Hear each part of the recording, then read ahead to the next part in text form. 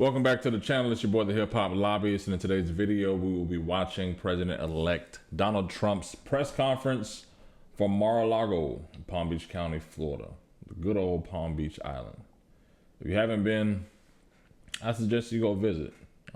Places like Tamarind, Riviera Beach, West Palm Beach, places that really represent the true essence of Palm Beach County. It's an honor to Let's be go with to you. President-elect, though. Many things are happening that are exciting, very exciting for our country.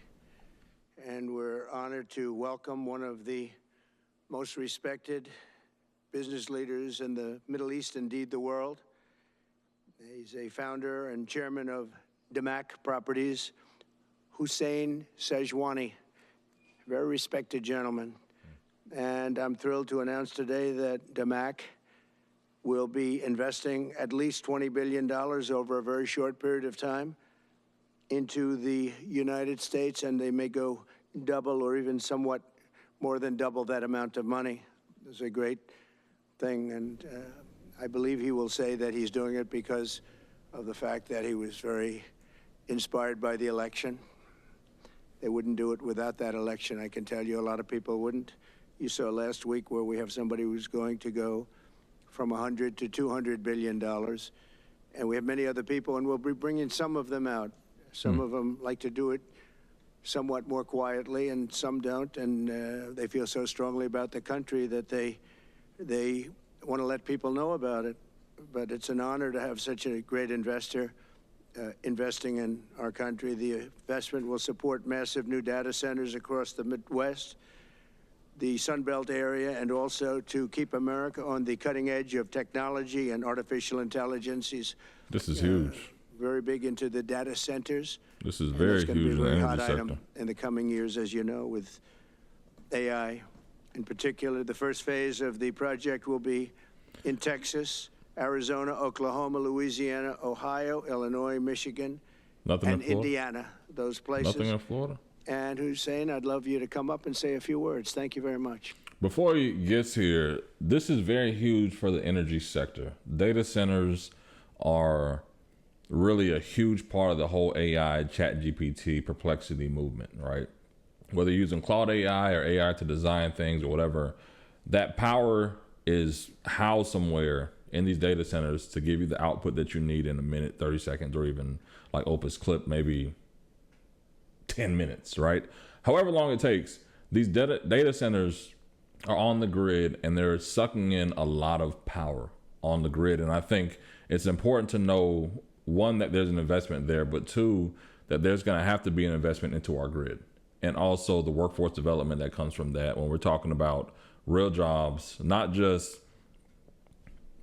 tech jobs like you're actually doing the input, but construction jobs to build the data centers, the security, everything that's needed, cybersecurity all the way through. So how many of these jobs are actually being created? Because some people fear that AI may actually come and take jobs.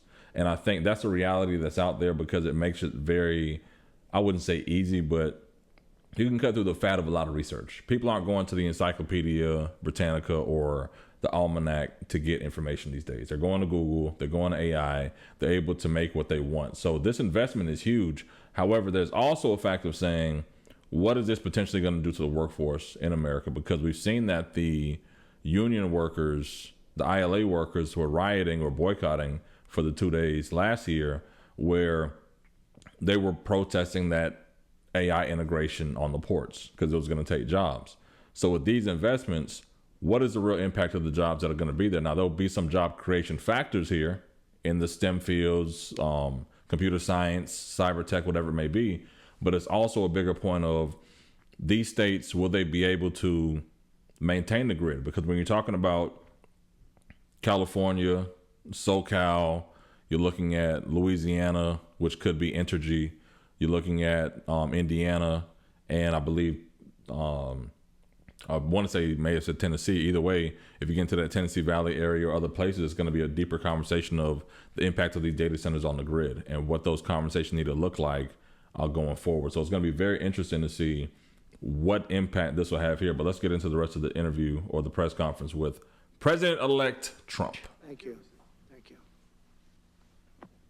Thank you, Mr. President. It's been amazing news for me and my family when he was elected in November.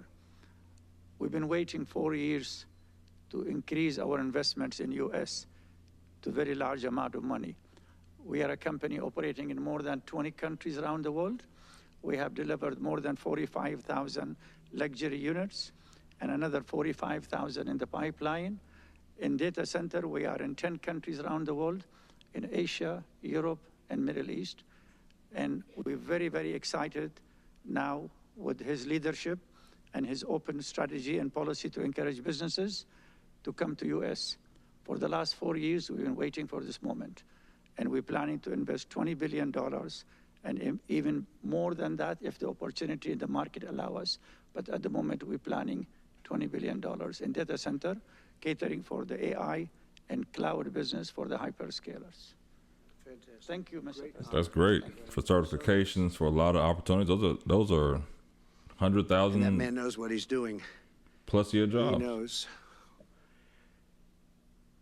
So, Hussein, we're going to work with you and make sure everything goes smoothly. We have powers that haven't really been used in terms of environmental. If you invest over $1 billion in the United States, we're going to give expedited reviews to everybody because everyone's afraid they're going to come in and get caught in the quagmire, which is very prevalent in the United States, unfortunately, the quagmire of environmental and various other regulations and rules. I could pause this And, real quick. Give me I a second. made it a point Did you of hear telling that? So, for any African country, any black billionaire that's out there, you heard the president, any leader in the world, if you have $1 billion, they're going to expedite it. So, I'm not saying Oprah, Jay-Z, we can't touch Diddy money. But that's $1 billion opportunity. I'm not on the Trump train to say, hey, yeah, rah, let's do it. But it's like, okay, cool. You heard what he said, so let's bundle up. It's getting cold outside. Bundle up. Get those hundreds and thousands of millions of dollars people want to flash on the music videos, and people still watch music videos and everything else. Guess what? Hey, bundle up. Let's not rap about it. Let's not rap about the $1 billion investment portfolio. Hey, bro, put $1 billion up. Why buy the Washington Commanders? We can go buy a real team. I mean, if Steve Ballmer bought the Clippers for $2 billion, imagine if he put $1 billion up to invest in Inglewood and Compton and other things of that nature, to make sure they're prepared for those STEM jobs and these AI jobs that they're putting $20 billion towards. You got $1 billion to put up. Where are you? Where we at, billionaires? That's the black billionaires of the world. Where you at, man? What we talking about? Well, if you invest $1 billion or more, and we'll do this for people with far less too, but we guarantee it. We're going to move them quickly through the environmental process. Sometimes people are held up 12, 13, 14, 15 years. I saw it with plants in Louisiana where I got it approved in literally a week. They were through the review in 1 week after spending 14 and a half years trying to get it, and they were going nowhere. It was a terrible thing. So I've been a victim of that myself over the years, and I think I know all the games and all the tricks that are played, and much of it is just done to stop progress. So we're going to be helping you and everybody else that comes to sometimes the United States when you're invest. in lower income communities where the environmental aspects of some things aren't taken into account of, like brownfields or the contaminated water in Flint. Remember when the Similac and the baby stuff was like, all this stuff kind of plays a role into deregulation, right? If we're removing any kind of environmental impacts and to make these data centers and the AI technology happen, from a grid aspect is one thing. But the other part of it is okay, if they start dumping whatever contaminants or whatever is electrifying whatever into our water streams, and it gets into these people's bloodstreams or whatever it may be, there's going to be an impact for that. I mean, we see it with asbestos, all these commercials. If you ever drunk or you could have been exposed to, lawsuit, right? I think there's a point of growing safely from a grid standpoint, but also a point of saying, okay, cool, how can we make sure that the environmental parts of what people are fighting for is true? Because we can't just start knocking down every tree and every area of this country and say, hey, we're going to build a business, right? Because in some of these ghost towns, you'll see that people came and promised these factories and these businesses, then they up and left, and the factory's there and there are no jobs, right? So how do we avoid that with these data centers and other things? I think we play a more crucial role in understanding what the environmental aspect of it is, because you notice he didn't say remove business regulations. He said environmental regulations. So that means that the environment is going to be the biggest fight in this data center operation or this entire thing, but the more you know. It's their money that you don't get tied up for the rest of your life and you can't do anything. This commitment further underscores that many of the greatest business leaders on earth are seeing a very bright economic future for America since the election. As you know, a lot of positive things have happened. We are inheriting a difficult situation from the outgoing administration, and they're trying everything they can to make it more difficult. Here they go. Inflation is continuing to rage, and interest rates are far too high. And I've been disappointed to see the Biden administration's attempt to block the reforms of the American people and that they voted for. We had a landslide election. We won every swing state. We won the popular vote by millions and millions of people. Here they go. Nobody even knows how many people, millions. And they're still counting in some areas. You know, they're still counting the vote in some areas. Man, they certified the election yesterday, man. What a place. What a horrible place. One of the things we're going to do is we've got to fix the election so that we get honest counts and they get done by 10 o'clock in the evening or something thereabouts. They have places where they're still counting votes. President Biden's actions yesterday on offshore drilling, banning offshore drilling, will not stand. I will reverse it immediately. It'll be done immediately. And we will drill, baby, drill. And we're going to be drilling in a lot of other locations. And the energy costs are going to come way down. They'll be brought down to a very low level. And that's going to bring everything else down. That's what caused it to go up, along with the ridiculous spending on the Green New scam. All this money, trillions of dollars. It's like throwing it right out the window, what they're doing. Hey, I'll be real. That's spend so much. That's the one thing I will actually enjoy about Trump being back is the comedy. He will find a way to twist anything and make it catchy. It's not the Green New Deal, it's the Green New Scam now. And this is only the base of the cake of what this entire administration is going to be for the repeat. Like, this is going to be a ride. Now they're just taking money and giving it to anybody that wants it for any project at all, if it's certified under the Green New Scam, and they don't work and it's too expensive. And you know, they told me that we're going to do everything possible to make this transition to the new administration very smooth. It's not smooth because they're doing that. They're playing with the courts, as you know. They've been playing with the courts for 4 years. Probably got me more votes because I got the But how does that even work when 4 years ago it was a riot happening and you were like, bruh, Mike Pence, don't certify the election, bruh, and send the people in. It's like, bruh. And I know it. I get it. He was convicted and got off, right? That's a privilege that a lot of people don't get. He was impeached twice and still got off and reelected. And the Democrats thought that would be the narrative to win. And guess what? It didn't win. It never wins. But now we're here, and you talk about them trying to put these roadblocks in smooth transition. Bruh, do you remember 4 years ago yesterday? Like, I get it. There were good people on both sides, right? But there were bad people on both sides. And a lot of those people not only injured and caused PTSD to a lot of the Capitol Police, but they had to put in new whole systems in place just for the new certification. Nobody even gave a crap about the certifications, except in the 2000 election and yours. But that's not this tape. Forgotten by a Republican, by far, actually, by a lot. And, you know, we had a great election, so I guess it didn't work. But even to this day, they're playing with the courts. They have their friendly judges that like to try and make everybody happy on the Democrat side. It's called lawfare. It's called weaponization of justice, and it's happened at a level nobody's ever seen before. So many I defeated deranged Jack Smith. He's a deranged individual. I guess he's on his way back to The Hague. And we won those cases. Those were the biggest ones.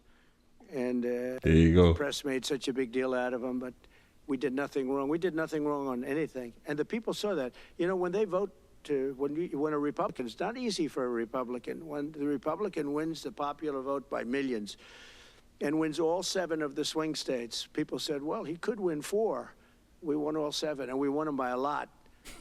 That tells you we won. That tells, and they've been watching this injustice. I call it the Injustice Department. What they've done is so bad. The whole world has watched that. And it took work, but it got me a lot of votes because when explained, I mean, we have a judge in New York who's a very crooked judge. I'm under a gag order. I can't even talk about aspects of the case that are the most vital aspects. I'm under a gag. Do you know that I'm the president-elect of the United States of America? Talk to him. I'm a former, very successful president. We had the greatest economy in the history of our country. We had Go ahead, borders Trump. that were sealed and beautiful. We had everything was good. We had no wars. We defeated ISIS. We had no wars. Now I'm going into a world that's burning with Russia and Ukraine, with Israel. You took a look at that attack on October 7th, the attack on Israel, with the horrible way they got out. Not the fact that they got out. I would have been out before them. But we would have been out of Afghanistan with dignity and strength as opposed to looking like a bunch of fools with 13 dead and many, many badly, horrifically injured. Nobody ever talks about them. No arms, no legs. No. That's a very key point he left out regarding the wars there. But there are also wars in Africa happening too, in the Congo and other places of the world. And there are things happening in America. I'm quite sure he'll mention New Orleans and what seems like ISIS attacks here from former military members. And it's kind of crazy to see that the safest place to be is back inside. I don't want to wear a COVID mask. It's cold outside. I'll bundle up for what it is. May put a ski mask on, if it's that time of the season. But at the end of the day, it's like there needs to be some kind of accountability. I don't even know if that's the right word. It's just, I'm not getting frustrated with this, but it's a lot of underlying issues that the Trump administration, the Biden administration, the Obama administration, and Bush have overlooked. Now, this has been a running set of wars, at least since the 2000s. Since 9/11, Bin Laden, Taliban, ISIS. Said it that way because so many people would have said it so many different ways between jokes, rap songs, whatever, right? ISIS, the Jamaican sniper, the DC sniper. I know y'all remember that, shooting people out the back of a Chevy, out the trunk at Home Depots and gas stations. Like, it's a different world we've lived in the past 25 years, right? And it's not as if all these issues have been addressed, because we still have school shootings. We still have the random access to guns and things that proliferate like that. But it does get a point of saying, okay, cool. When are we going to put a nail in the coffin to this? When are we going to stop this nonsense? Because that's the biggest issue. There's so many issues where we're fighting in these other wars and these things are happening. It's not just the energy price, but it's also the fertilizer price, the cost of food, the cost of grain, the cost of eating in America. Everybody can't afford to juice and live a vegan lifestyle. So because of that, we get in a situation where the cost of everything goes up, knowing it's not going to come down. But how do we at least get more for what we're earning so everybody ends meet? And I think President Trump is walking to a situation that he could probably correct, but a lot of the narrative is going to highlight and show that it won't happen. But people did trust him more than the Democrats to talk about the issues, because he's talking about some of these issues, but he'll skip over the ones that are more important to the voting base he needs. And I'm not picking a side in any of those wars. My focus is America and the black men that they said were supporting Trump or weren't voting at all. That's what I'm focused on. And that's why I would love for you to subscribe to the channel, like the channel. I know I took the holidays off, but That's the whole basis of the channel, is to say, okay, how can we be more involved? Pay attention to some of this hot button issue stuff like this Trump speech, but at the same time, get into the nitty gritty as we get into the laws and the politics and how to get grant money and appropriation money and how to talk to elected officials. And we're going to disperse it all this year. We have a legislative session coming up. We are going to be filming, recording content. At least my day in the life as a lobbyist, being someone who never wanted to work in the process, works in it currently, and the day-to-day things that have to happen to deliver results, right, in the process. And most likely launch a little series so people can see that and gravitate towards understanding what this political process is. But at the same time, getting to a point of saying, okay, cool, let's go together as a community in the channel. Either way, let's get back into this Trump inauguration's around the corner. This Trump press conference from Palm Beach, the good old 5-6 ace in your face. Nobody ever talks about that. The way they got out was outrageous, leaving billions of dollars of brand new military equipment that I bought in the hands of the Afghans and specifically the Taliban. It's the group. Told you.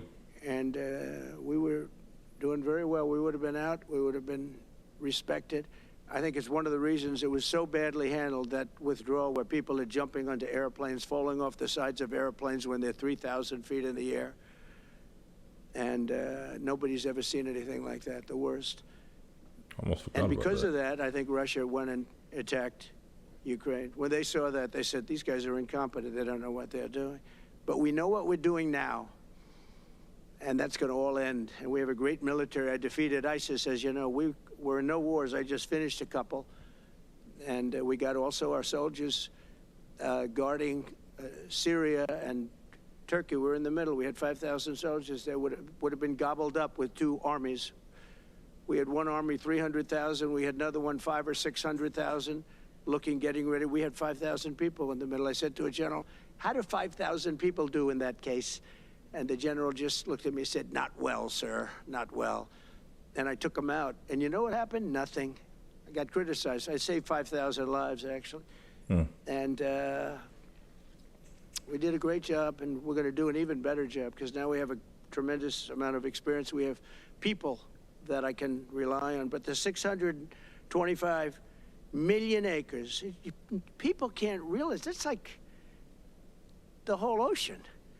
Take an acre. You know, an acre, you have a house on a half an acre, on a quarter of an acre, or an acre. If you have an acre, you have a big deal. Now you multiply that by 625 million acres. It's like, feels like the whole ocean. And that's our strength, you know? People can say we manufacture, we don't manufacture. The thing we have oil and gas more than anybody in the world. We're going to have more of it, too. But they took away 625 million acres of offshore drilling. Nobody else does that.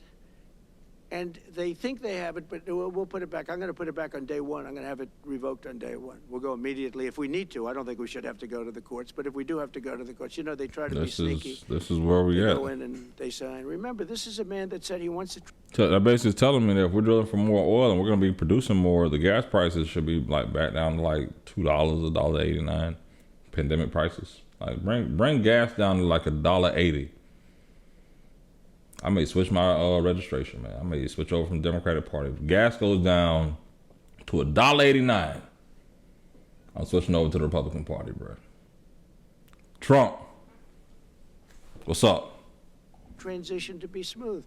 Well, you don't do the kind of things. You don't have a judge working real hard to try and embarrass you. Because I did nothing wrong. By the way, I did nothing, absolutely nothing wrong. That's the kind of privilege I need. Okay? Donald Trump, President-elect Trump, respectfully for what it is, right? And Hunter Biden, both convicted by a jury. I did nothing wrong. Hey, my daddy got me off on one of them. He pardoned me for 10 whole years. Then I have Trump, who's like, listen, bruh, I knew I had to win the election not to get convicted or not to be sentenced for these crimes I was convicted of. A jury found me guilty of these crimes. I did nothing wrong. Black privilege doesn't get you that, man. Black privilege will get you in a fraternity. It will get you into college. It may get you a job in a house and some other things. Black privilege ain't never did that for me. I don't know nobody. Maybe it was OJ, right? But I'm done. I'm done with it. I'm identifying as a white man until further notice. Because, at least mulatto, right? I'm still going to say the N-word. I'm still going to carry myself in an upstanding manner. That's not going to change. I'm still going to tell it how it is. But I'm done with the black privilege, bruh. I get to say the N-word, that's it. I want to be able to do what Donald Trump or Hunter Biden does, bruh. Like, give me that access, baby. If you can't give me that access, don't talk to me. I'm going to do you how old boy did Kamala Harris when his wife got sworn into the U.S. Senate. We'll have a video about that. But that's the energy I'm on. Okay? Don't talk to me about no black issues, right? I'm identifying as a white man because guess what? This man was convicted and said he ain't do it. Guess what? I'm going to believe it. Fuck it. That's the energy that we got to have. It's right people. We got to tap in. Sorry. Nope. Sorry, President-elect Trump. We have to tap in to an upper echelon of being of saying, fuck it. I don't even care if they know I'm wrong. You know how the brothers get caught cheating? Right? I never got caught cheating. I don't cheat. You know, I'm a faithful husband. But you know when the brothers get caught cheating and it's like, damn, you know, it's like they admitting but they not. It's like they guilty but they not. Then it's like, you know what, man, I did nothing wrong, man. You weren't giving me what I needed. So I went and got it somewhere else. I haven't satisfied that, man, you know, I got to do what I got to do. You know what I'm saying? I ain't do nothing wrong. Is that white privilege energy? I just need some of this Trump energy, man. Because that's the most telling thing of what I need going into 2020, the rest of 2025. This is the first work week, is I need that energy. I need that privilege. I need to go to the country clubs and the places where I can learn and expose the levels of asshole that this is. Nobody's ever won so many cases as I have against the Justice Department. I mean, Jack Smith had cases all over the place. People were being subpoenaed, lives were being ruined. They were spending everything they had, money. We were helping them out. We had to. They were subpoenaing people that had no idea what they were even talking about. That's a sick group of people. And it was all to influence the election. It was all a fight against a political opponent. We've never had that in this country. We have had that in certain countries. We've had that in third-tier countries. We've had that in banana republics, but we've never had that in a place like the United States. I thought he was going to say where, because it's been on a small level. I'm sure it has been on a small level, but this was the largest level ever. They brought this moron out of The Hague. He's a mean guy. He's a mean, nasty guy. His picture was perfect, because you look at his picture, you say, that's a bad guy. That's a bad guy. His robe, his purple robe. And he executes people. He shouldn't be allowed to execute people because he'll execute everybody. He's a nut job. But we won all of those cases with him. And, I mean, I don't know the judge in Florida, but we had a brilliant judge in Florida, saw right through it. And we won the case. She was a brilliant judge with great courage. See, that's some privilege right there. You heard that, right? I don't know the judge in Florida, but he's a brilliant judge. If you have access to know a lot of judges, you up there, because it gets to a point of being a conflict of interest. Like, how many judges do you know? And how many of them are conservative enough to believe exactly what you're saying and seeing and interpret the law exactly how you read it? That's the entire system. The justice system is weaponized by those who read the laws the way you interpret it. Simple as day. You know, the left, as we call them, the radical left, they have a way, they play the ref, and they play it very hard. They play the ref. They go and say horrible things about judges and prosecutors. And some judges and prosecutors say, look, the only way I'm going to get these people off my back is to give victory to them. They're playing the ref. I think it's illegal what they do. It's almost like talking. It's worse than talking to a judge. But the judge in Florida, Judge Cannon, was brilliant and tough, and she didn't stand for it. And I don't know her.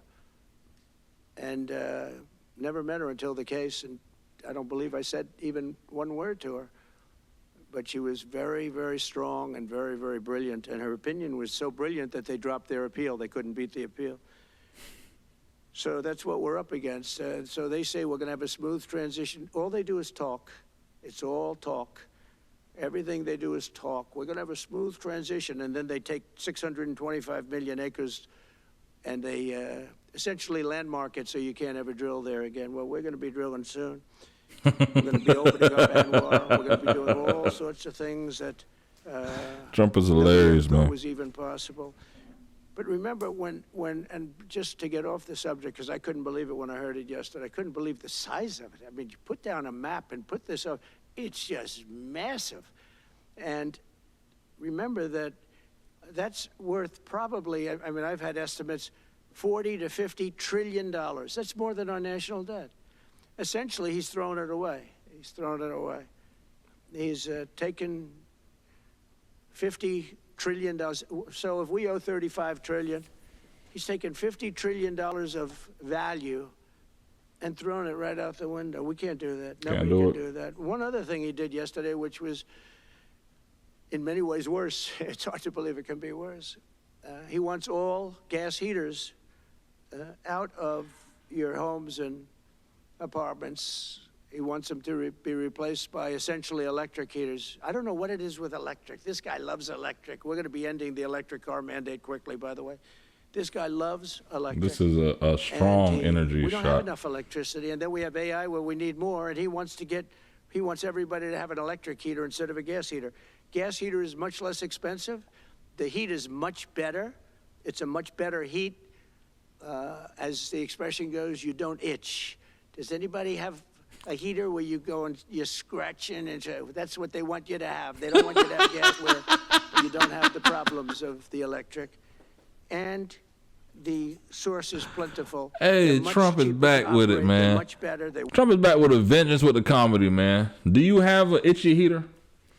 Have your itchy heater removed by President Donald Trump. This is going to be a hilarious 4 years. We need to survive it, but we're gonna make it through. I think we're gonna make it through. They look much better. 60% of homes and apartments have gas heaters. He wants them all removed quickly. These people are crazy. There's something wrong with them. There's something wrong with them. They also want to go back, and they have already started that, to when you buy a faucet, no water comes out because they want to preserve. Even in areas that have so much water, you don't know what to do. It's called rain. Comes down from heaven. And they want to do no water comes out of the shower.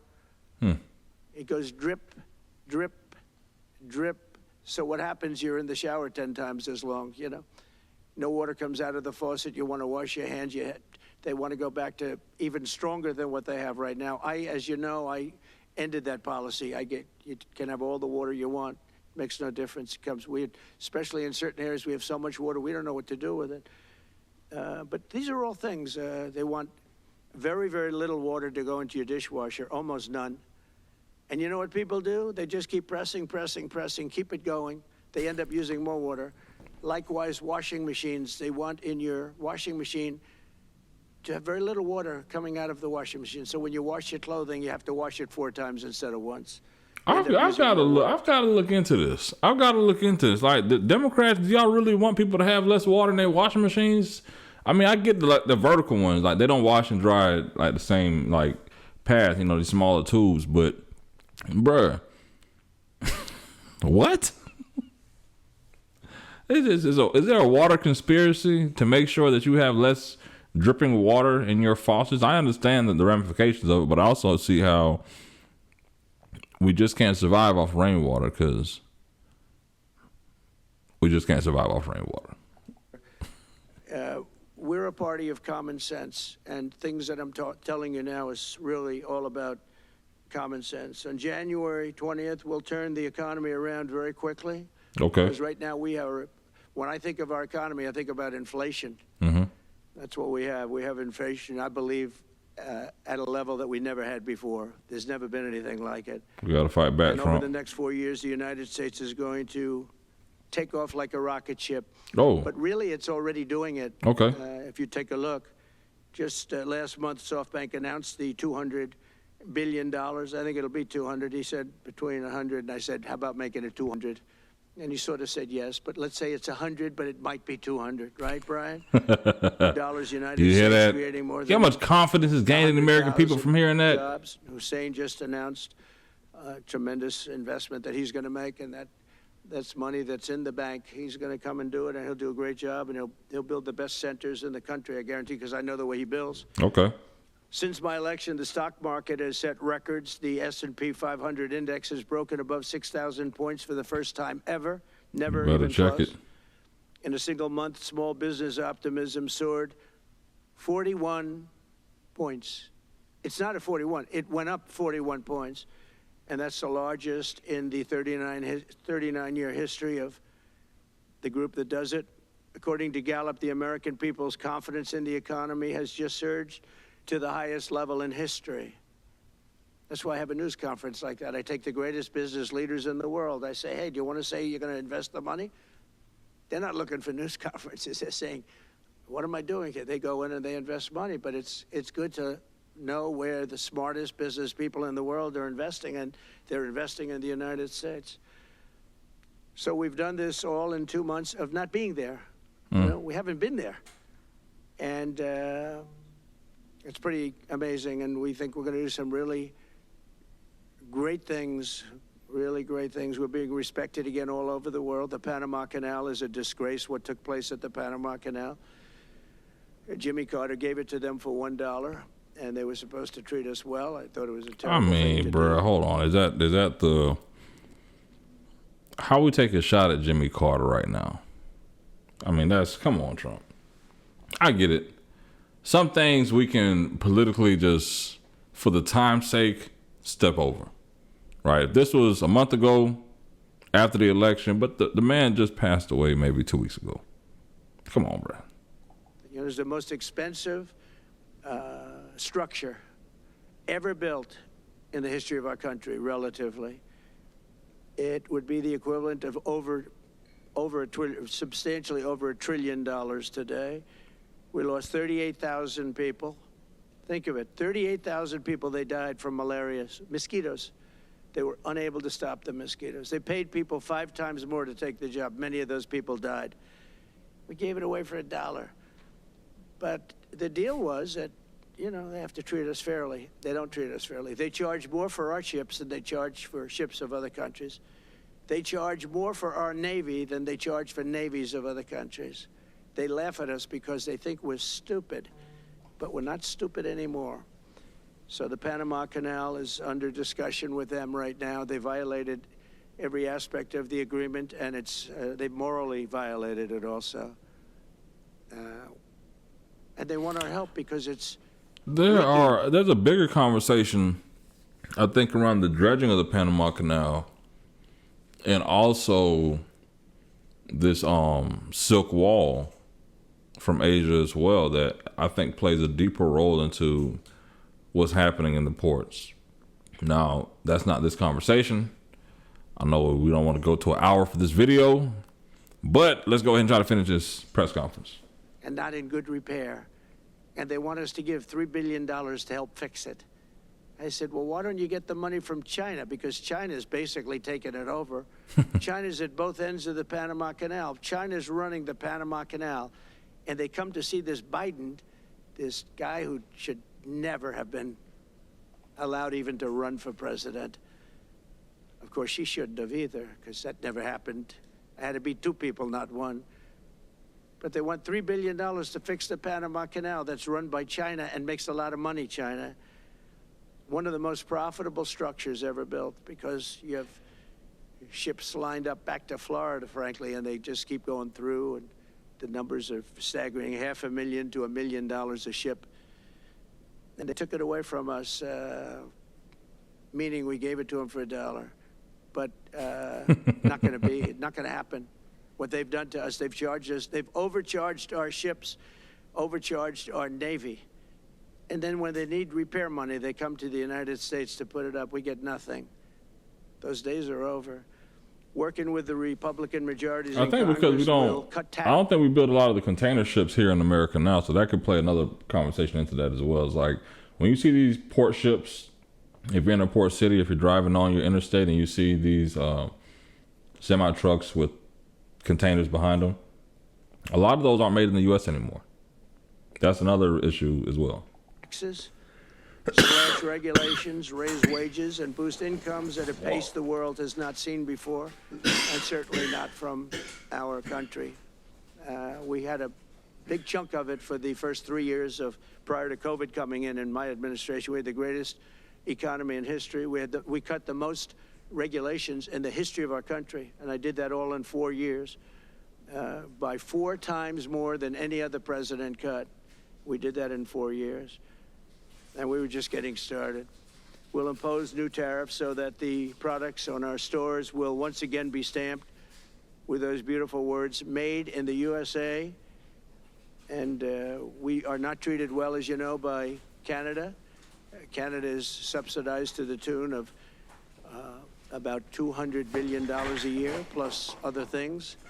They don't essentially have a military. They have a very small military. They rely on our military. It's all fine, but, you know, they got to pay for that. It's very unfair. I have so many great friends. One of them is the great one. How much longer is this press said, conference? run for prime minister, you'll win it'll take 2 seconds. But he said, well, am I going to run for prime minister or governor? You tell me. I said, I don't know. Let's make it governor. I like it better. But no, something's going to have to be done. Same thing with Mexico. We have a massive deficit with Mexico. And we help Mexico a lot. They're essentially run by the cartels. Uh-oh. And can't let that happen. Mexico's really in trouble, a lot of trouble. Very dangerous place. And we're going to be announcing at a future date pretty soon. We're going to change, because we do most of the work there, and it's ours. We're going to be changing, sort of the opposite of Biden, where he's closing everything up, essentially getting rid of $50 to $60 trillion worth of assets. We're going to be changing the name of the Gulf of Mexico to the Gulf of America. The Gulf of America. What a beautiful name. And it's appropriate. It's appropriate. What? And Mexico has to stop allowing millions of people to pour into our country. They can stop them. What? And we're going to put very serious tariffs on Mexico and Canada, because Canada, they come through Canada too, and the drugs that are coming through are at record numbers.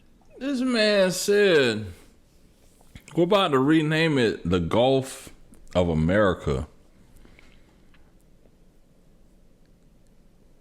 I've never seen nothing like this before. We are in for a ride, bro. This is hilarious. Record numbers. This is comedy. So we're going to make up for that by putting tariffs on Mexico and Canada. Substantial tariffs. And we want to get along with everybody, but, you know, they have to, it takes two to tango. We're approaching the dawn of America's golden age. It's going to be a golden age for America. We have things that nobody else has. We have more natural resources. AI is a golden age for America, for real. Number one, nobody knew that until I came along. I made us number one. We were number 3. I made us number 1 in a very short period of time in drilling. And, you know, you can talk about windmills. They litter our country. They're littered all over our country, like dropping paper, like dropping garbage in a field. And that's what happens to them, because in a period of time, they turn to garbage. Most expensive energy ever. They only work if you get subsidy. The only people that want them are the people that are getting rich off windmills, getting massive subsidies from the U.S. government. And it's the most expensive energy there is. It's many, many times more expensive than clean natural gas. So we're going to try and have a policy where no windmills are being built. You know, off the coast of New Jersey, they want to build like 200 windmills. The people are going crazy. Nobody wants them, and they're very expensive. They don't work without subsidy. You don't want energy that needs subsidy. Energy is a good business. You don't need subsidy. But when you build these massive towers, and they're 25 stories tall, 40 stories, they have one 70 stories tall. The blades, they take 3 ships to ship them. It's crazy. They're dangerous. Yeah, if you don't know about this, this is more offshore windmills is what he's speaking about, where the windmills are put more into the ocean or the coastal lines or whatever to garner power and energy from nature, which would be the seas, right? So it's an innovative thing. It's heavily invested in. I know states like Florida, we have outlawed them and banned them because it's more of a fact of, okay, it sounds good, but when Hurricane Helene and the others come through and they're churning through the Gulf of America, then it gets to a point of those become projectiles that can take out more lives and do more damage than we can actually expect from the storm itself. And that's another part. Now, for areas that are outside the coast of major storms is one thing, but in order to generate more power, these windmills that he's speaking of, these aren't the Kansas, like Midwestern windmills. These are the offshore windmills, that would really be where the drilling and everything else is happening. So it's a point of saying, think about this. From a safety standpoint, I completely get it. In some areas, those windmills could be deadly projectiles going towards the coast, which you can't plan for, right? It is what it is. But in certain areas, this could be an innovative way to gain more energy, clean energy. But if it's not through subsidy, how does it happen? Now, when we look at people who took the submarine, went to the bottom of the ocean looking for the Titanic, that's a different kind of investment in money. But when you're taking something that it's like, you know what, how can we generate power? How can we generate energy in a clean, more efficient way, which happens in a lot of progressive areas, then, this is the innovation that they talk about. But without the subsidy, how does this really happen, right? So I get completely what President-elect Trump is saying here. But as an energy advocate, there are some benefits that I know of as well. But there are the main thing of saying in certain areas, they would be deadly. In the Gulf of America, those would not be welcome. It's happening up in the Massachusetts area with the whales, where they had 2 whales wash ashore in, I think, a 17-year period. And now they had 14 this season. The windmills are driving the whales crazy, obviously. And they had actually over, I think, 125 or something over a number of years. And we don't want that to happen. It's a disaster it's amazing the way a true environmentalist would say, oh, we love wind. It sounds good, but that's about where it ends. After 10 years, you have to redo them. And what happens is they don't do that. They let them stand and they rust, and they say, because of the environment, I'm not a believer in this, but they say you can't, because it's a certain fiberglass, that the blades cannot be buried in earth, that's an environment. So what do you do with them? What do you do with them? And I don't know if you've ever gone to Palm Springs, California, or any of these places where you have long-term windmills standing. They're a disaster. They're rusting, rotting, closed, falling down. This is as you enter Palm Springs. And they put new ones next to them because nobody wants to take them down, because why should they take them down? It's very expensive to take them down. And you can't do anything with them because the blades, you can't bury them because of the environmental protection. We'll look at that. Doesn't make sense, but that's what it is. So we are at the beginning of a great, beautiful golden age of business. And I think we're also at a golden age of common sense, because everything I'm saying to you, from a simple water faucet that doesn't allow water to come out appropriately, to all of the other elements of what we do and what we're going to do, to take $50 to $60 trillion off our country's balance sheet because some man that has no idea what he's doing, has no idea. You know it, I know it, the Democrats know it. What they did is a crime by allowing that to happen. And I'll bet you, if you asked him today, how much acreage did you submit? Essentially, did you destroy? You destroyed the economic viability of drilling in the ocean. And with AI coming along and all, a lot of people don't realize that AI is going to be a big thing, but you'll need double the electricity at least that we have right now. So right now we produce electricity. Didn't I say that early in the video? AI is a very big Listen. I'm telling you now. I said it early in the video. If you haven't liked and subscribed to the channel, I want to let you know that the AI piece, the energy piece is all intertwined. You can't have the data centers. You can't have the chat GPTs. You can't have Perplexity. You can't have the Claude AIs. You can't have a lot of this stuff that we're talking about without the data centers, without the grid, without energy.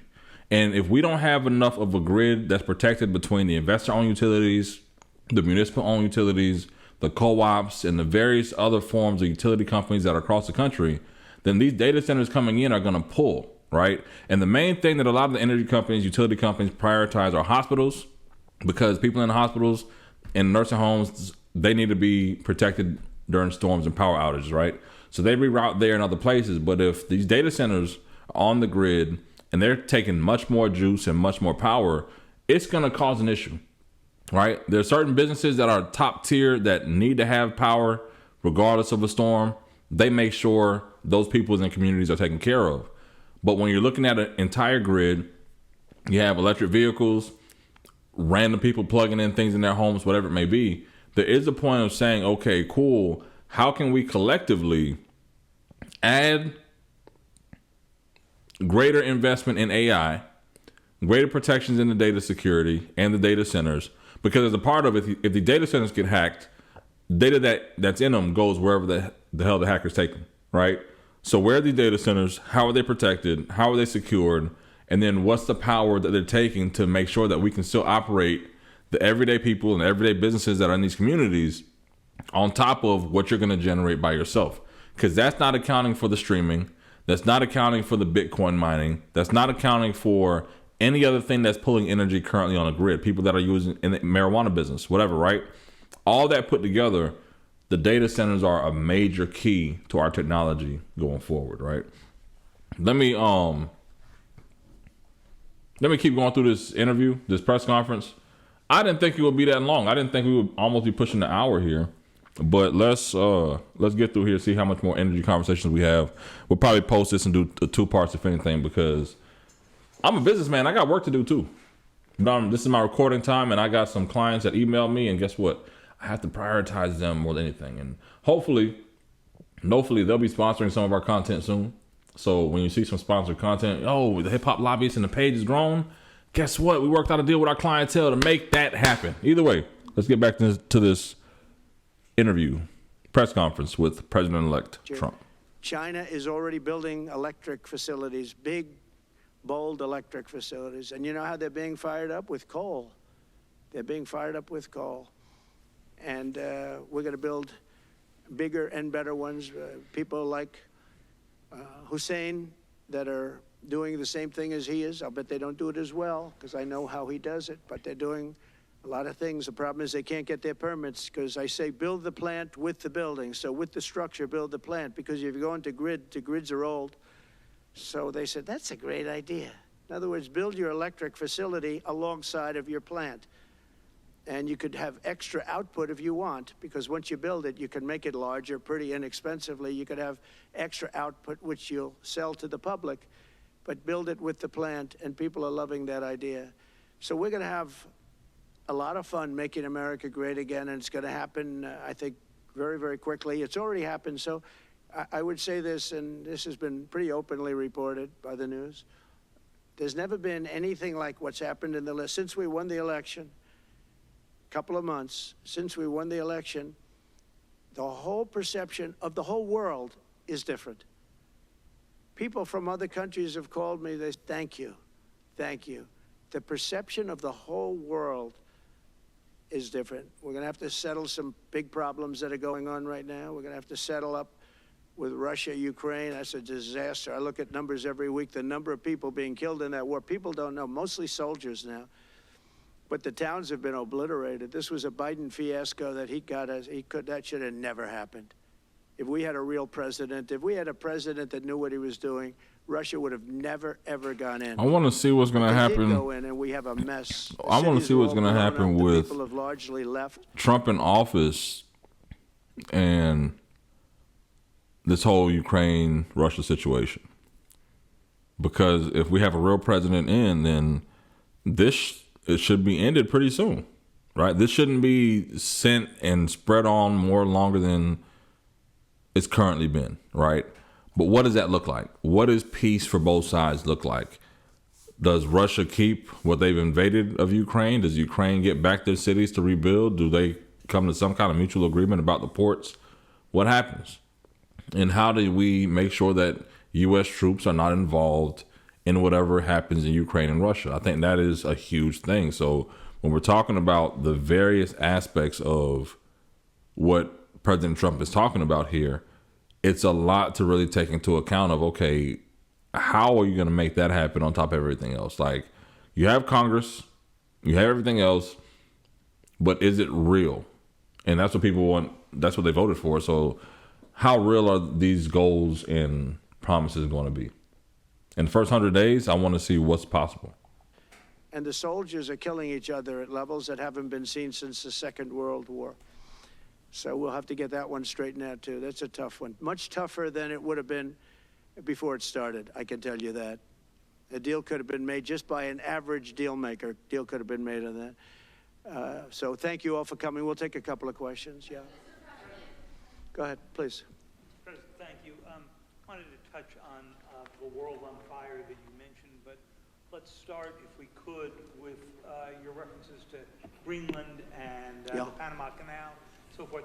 Can you assure the world that as you try to get control of these areas, you are not going to use military or economic coercion? No. And can you tell us a little bit about what your plan is? Are you going to negotiate a new treaty? Are you going to ask the Canadians to hold a vote? What is the strategy? Yeah, I can't assure you, you're talking about Panama and Greenland. No, I can't assure you on either of those two. But I can say this, we need them for economic security. The Panama Canal was built for our military. I'm not going to commit to that now. It might be that you'll have to do something. Look, the Panama Canal is vital to our country. It's being operated by China. China. And we gave the Panama Canal to Panama. We didn't give it to China. And they've abused it. They've abused that gift. It should have never been made, by the way. Giving the Panama Canal is why Jimmy Carter lost the election, in my opinion, more so maybe than the hostages. The hostages were a big deal. But if you remember, and nobody wants to talk about the Panama Canal now because, you know, it's inappropriate, I guess, but because it's a bad part of the Carter legacy. But he was a good man. Look, he was a good man. I knew him a little bit, and he was a very fine person. But that was a big mistake. Giving the Panama Canal to Panama was a very big mistake. We lost 38,000 people. It cost us the equivalent of $1 trillion, maybe more than that. Probably the most expensive. They say it was the most expensive structure, if we call it a structure, which I guess you can, ever built. And giving that away was a horrible thing. And I believe that's why Jimmy Carter lost the election, even more so than the hostages. Those two things. Follow up on Ukraine and Iran. See, that kind of proves that, you know, you can be president of the United States, you can serve at a certain time, but people just going to say and feel how they want to feel about you regardless, right? Live your life. Fuck their opinions, live your life. And I'm not only talking to you, I'm talking to myself too. Fuck it, live your life, because guess what? You have a former president who's passed away, and when it gets down to the legacy, say, you know what? Out of respect, I'd rather not say anything about Jimmy Carter's legacy, you know, for what it is, and not even bring him up in the conversation. You know, he was a great man. I didn't know him that well, but it is what it is. But I'd rather address this at another time, because on Thursday, we're going to have a national day of remembrance for Jimmy Carter. I have comments there, but because it's so fresh and this wound for America is so fresh, I'd rather not speak on some of the issues, but we will address it respectfully at another time. That I feel is more presidential. If you would have voted for me off of saying that, then okay, cool. Either Trump hire me or leave a comment, send $5 to my Givelify, and we'll be okay, right? But there's a part of reverence for life where it's like, you know what, you have to know time and place. And I'm not knocking, picking and choosing. I never got a chance to meet President Carter.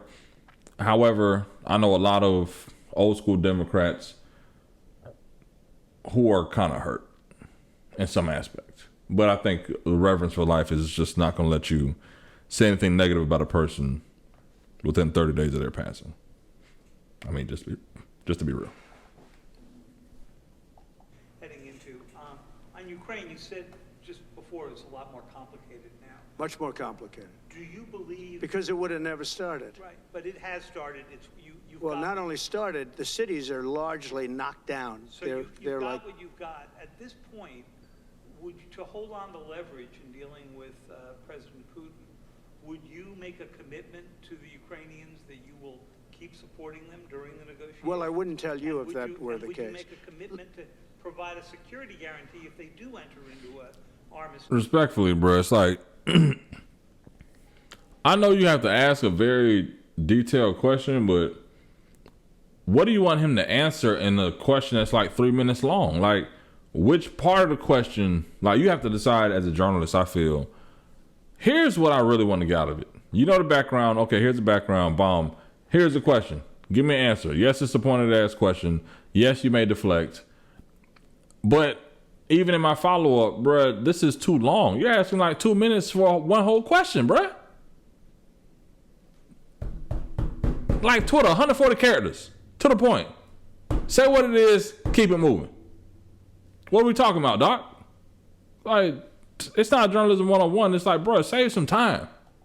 Or a ceasefire along the lines that the French and the Germans. So, you know, a big part of the problem was Russia for many, many years, long before Putin said you could never have NATO involved with Ukraine. Now, they've said that. That's been, like, written in stone. And somewhere along the line, Biden said, no, they should be able to join NATO. Well, then Russia has somebody right on their doorstep, and I could understand their feeling about that. But there were a lot of mistakes made in that negotiation. And when I heard the way that Biden was negotiating, I said, you're going to end up in a war. And it turned out to be a very bad war. And it could escalate. That war could escalate to be much worse than it is right now. They can never join NATO. Well, my view is that it was always understood. In fact, I believe that they had a deal, and then Biden broke it. They had a deal which would have been a satisfactory deal to Ukraine and everybody else, but that Biden said, no, you have to be able to join NATO. And that's always been, and nobody knows more about NATO than I. You know, years ago, when I first started this, I didn't know too much about NATO, but I got it right anyway. I said, they're taking advantage. I'm the one that got, and the Secretary General was here, as you know, 2 weeks ago, saying that if it weren't for me, NATO wouldn't even exist right now, because I raised from countries that weren't paying their bills. At that time, 28 countries, 20 of them were not paying their bills, 21 to be exact. That's crazy. They weren't paying, and or they were paying a very small portion. And I raised over $680 billion. That was the number he gave, by saying, if you don't pay, we're not going to protect you. And as soon as I said that, the money came pouring in. But Obama could have said it. Other people could have said it. Bush could have said it. Nobody said it but me. Yeah. You know, see, that's the thing. That's the fairness. Respect, you know, Jimmy Carter, respectfully. When Trump started shooting off the hip, he don't care what side of the fence he gonna hit. Bush, Obama, Biden, everybody gonna get it. Clinton, you gonna get it too. It just matters the framework. If Ronald Reagan was alive, he may have got it. But Trump is gonna shoot from the hip, and he's gonna, hey, chop down everybody in his path, man. They said, oh, that's a threatening statement. Well, they weren't paying their bills. I said, we're not going to protect you if you're not paying the bills. So, in a true sense, I saved NATO, but NATO's taken advantage of us. And one of the problems that I have, and I've said it openly, I said it to President Zelensky, Europe is in for a tiny fraction of the money. They don't have no black now, journalists in Mar-a-Lago? Whether you like that situation or not, Europe is... There's not one black national correspondent in Mar-a-Lago? Not one? is much more affected than the United States. I got some names I could say, but it'll be real petty. In between us, right? You could have got a former sports reporter at least. Billions and billions of dollars more money than Europe. And you know, they're a similar size, a little smaller, but they're a similar size economy as the United States when you add them up. And yet Europe is in for a small fraction of the number the United States is in. Now, Biden could have called them up during the term. That's what I did. I said, you have to pay your bills.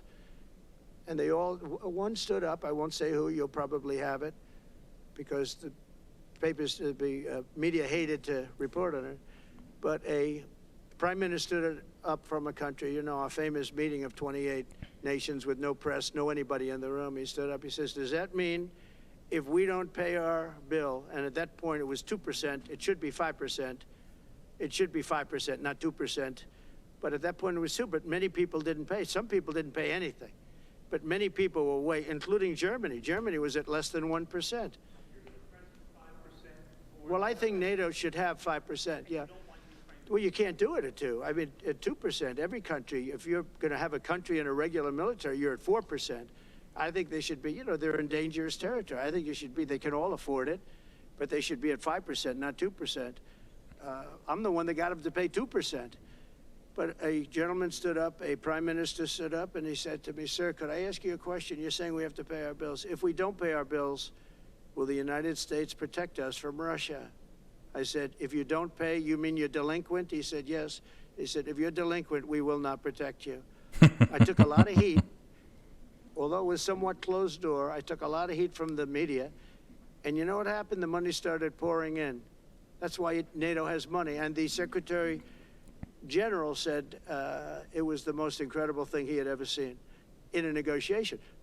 Now, if I would have said, yes, we will, nobody would have paid. If I would have loved to say, yes, we'll protect you even if you don't pay.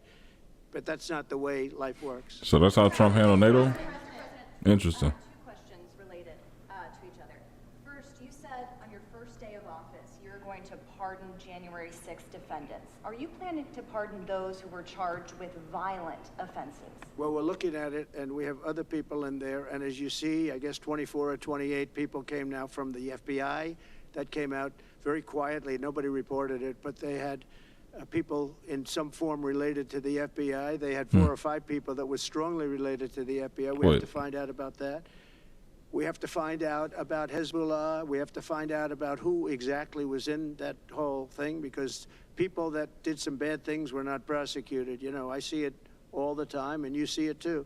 People that were doing some bad things weren't prosecuted, and people that didn't even walk into the building are in jail right now. So we'll be looking at the whole thing, but I'll be making major pardons. Yes, please. So, yeah, that's interesting. We're 4 years to the anniversary of Insurrection Day. Yesterday, Kamala Harris had to certify the election of the 2024 results to make them official. So January 20th, the inauguration can actually happen. But people who stormed the Capitol, I can just tell that this review isn't going to be very review tight. It's not going to be like, hey, again, I want some of that privilege to get off. I need that because you stormed the Capitol. You did something that hasn't happened since, I guess, Britain attacked us. Great Britain. And this is what we have left. I just don't get it. We need to end this press conference because there's a lot to break down from this. Good afternoon, Mr. President. It's good to see you again. 2 questions about Syria and the ongoing war in Gaza. About Syria, the Pentagon disclosed last month the U.S. has some 2,000 troops in Syria. That's almost double the number initially we were told of 900. Will you keep that troop capacity the same upon taking over? Well, I won't tell you that because that's part of a military strategy, but I will say it was Turkey. Turkey's been after that country in different names and different forms and shapes for 2,000 years. Those people that went in are from Turkey. And President Erdogan is a friend of mine. He's a guy I like, respect. I think he respects me also. He's the one that didn't go after certain people after I requested that he not. You know who I'm talking about, the Kurds. I don't know how long that's going to, because they're natural enemies. They hate each other. But he didn't do that yet. And he didn't do it in the past also. Yet. He started, and I said, please don't do that, and he didn't do it. So, but if you look at what happened with Syria, Russia was weakened, Iran was weakened, and he's a very smart guy. And he sent his people in there through different forms and different names, and they went in and they took over, and that's the way it is. I'm sorry, I don't mean to interrupt you. Do you have concerns about HTS taking control of By the way, I Syria have the envoy here. Is that in the back? Standing with my son, Eric, is Steve Witkoff, who's just got back from the Middle East, and he's done a fantastic job. He's a great deal maker. I said, what we need there is a deal maker, because nobody makes a deal. We have people that understand